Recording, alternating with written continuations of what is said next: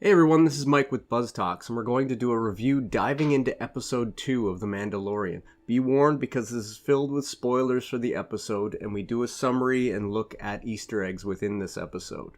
We start shortly after the last scene of episode 1, where the Mandalorian had used the tracking fob to locate the Yoda species baby. He's taken the baby through a canyon, and a lot of small creatures are following it, and from this scene, it was hinted in my mind that the child was force sensitive already, with the creatures being naturally attracted to something that was powerful in the force. We get the same Japanese flutes with a Western theme in this scene that we had in the beginning of episode 1. The music is channeling Akira Kurosawa and the Sergio Leone movies, which Pedro Pascal said would be a major influence on the show. They're ambushed by 3 Trandoshans, these being the reptilian guys we saw in episode 1 at the bar in the Greef Karga scene. They are the same species as the bounty hunter Bosk, which was shown in Empire Strikes Back. We see that one of them has a tracking fob, which is also leading them to the baby, the same one which Greef Karga gave to the Mandalorian. Now, the Mandalorian kills these other bounty hunters, and the fight scene is interesting to me for its lack of music. It's just loud sound effects and a good fight without music trying to make us feel one way or another about it. And I like the realism captured there in such an unrealistic scenario that we're put in. The baby and he then share a look at the end of the scene as if he knows that things are going to keep getting more and more complicated. And come on, if you just look at that baby, they made it unbelievably cute in order to pull at our heartstrings and keep us watching and keep us interested in it and caring about it. We cut to a night scene where our bounty hunter is patching himself and his armor up. The baby sees him in pain, and we can see it momentarily trying to use the Force to heal him, but he's scooped up and put back into his crib. Now, I like this scene because it teases at the use of the Force, and I was really hoping that they would wait a little while longer than this episode in order to reveal that the baby was a Force user. And maybe just as a recurring joke that happens throughout, maybe reveal it later, but we got the big reveal in this episode. When the two return to his ship, they see it's being stripped by a pack of Jawas and a sandcrawler. And you remember these guys from A New Hope. They are scavengers. Apparently they're intergalactic ones, as we saw a few of them in episode 1 in the village scene. And there's a bit of disturbing humor in this part where he's sniping off the Jawas. He then tries to chase the sandcrawler down, and this was my favorite scene in the episode. We see him struggle, and this is what I find captivating about the character. He's not some unstoppable killing machine like a John Wick. He's channeling more Indiana Jones. Climbing up the sandcrawler on a grappling hook isn't easy. Of course the Jawas would be shooting at him in the process and throwing anything they could at him. And of course some of that stuff is going to hit him. Remember that he's just an orphan kid trained in Mandalorian culture. He's taught how to fight, and he's a hell of a fighter, but he isn't perfect, and that's what makes the character compelling. He's on a journey. He's becoming something as the show goes on, and we get to go through that journey with him. He makes it to the top of the sandcrawler, though, and we think he's going to take all the Jawas out when suddenly he gets disabled by an EMP blaster, which shuts down his armor. And this is a funny reference to A New Hope, where the Jawas shoot R2-D2, and he drops lifeless, just like our Mandalorian in this episode.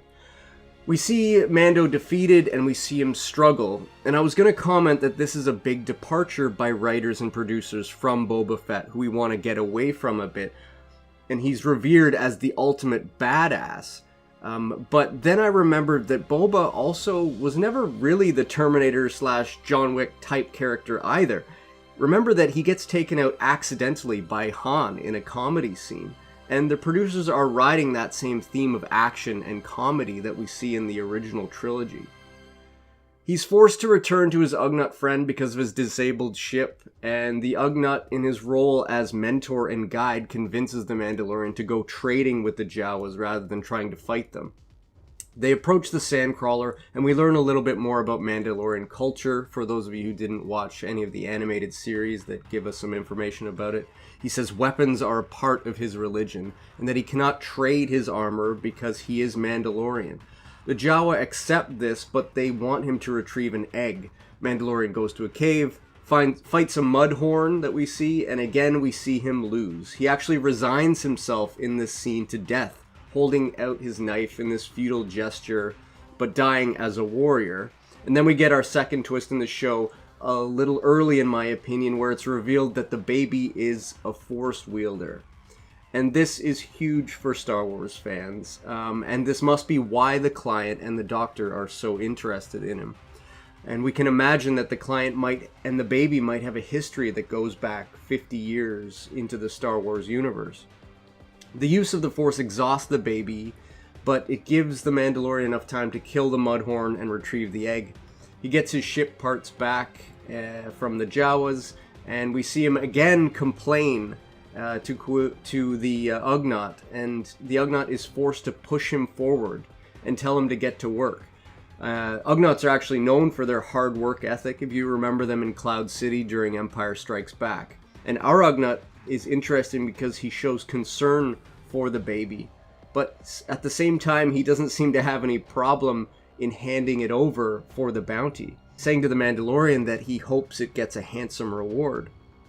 The Mandalorian leaves the planet, and he shows his affection for the Ugnaught by asking him to be a crew member, and I don't think this is going to be the last we see of him. He's going to come back into play somehow in the show because he's such a compelling character.